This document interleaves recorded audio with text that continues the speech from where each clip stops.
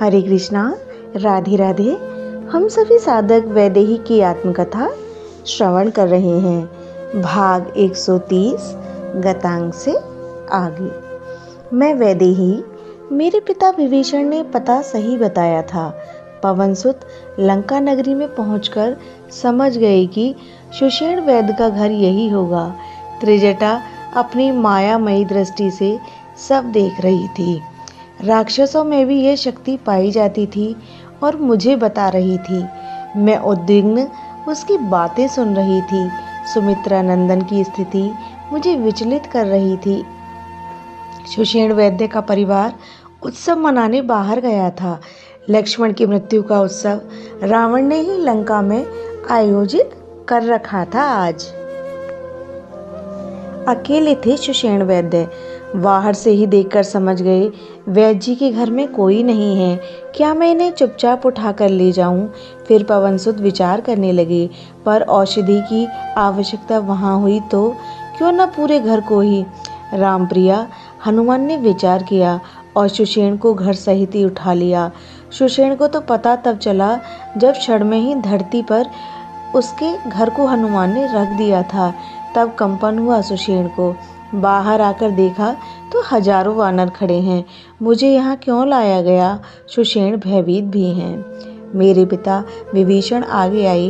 हे वैद्यराज, आप अपने कर्तव्य का पालन करें और रामानुज को शीघ्र स्वस्थ करें। विभीषण, आप तो मुझे कर्तव्य की शिक्षा न दें। विभीषण की उपेक्षा करते हुए सुषेण ने कहा।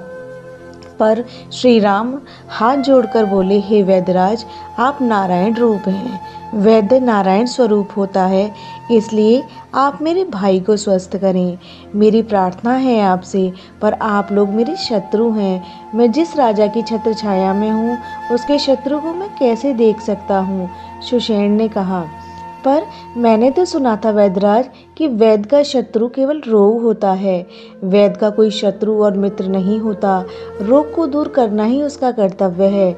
आप तो सब जानते ही हैं। बड़ी विनम्रता से श्री राम बोले थे।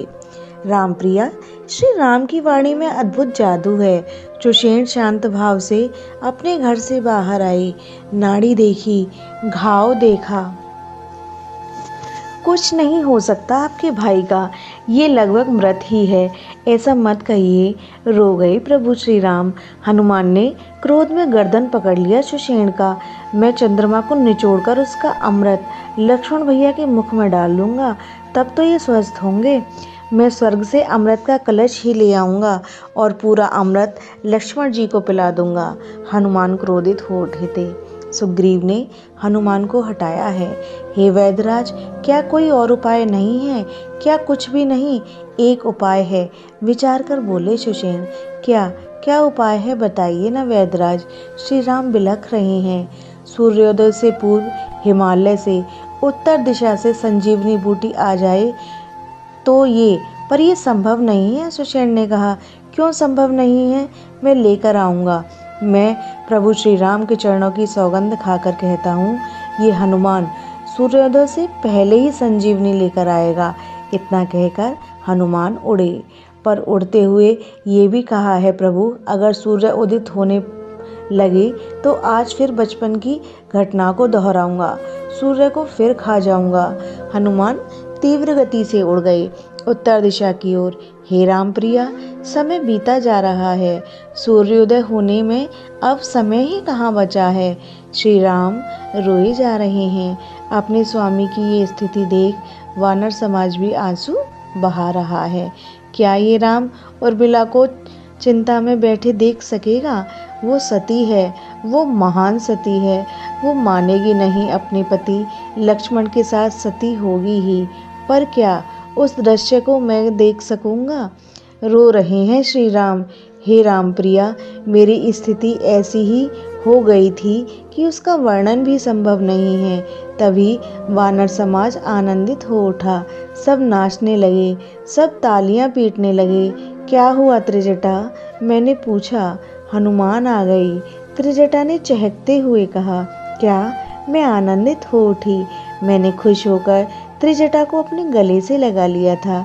साधको, इस संजीवनी बूटी प्रसंग का विस्तार से लेखन में पवन पुत्र की आत्मकथा मैं कर चुका हूँ, इसलिए जिसे ये विस्तार से पढ़ना हो वो वहाँ पढ़ सकते हैं।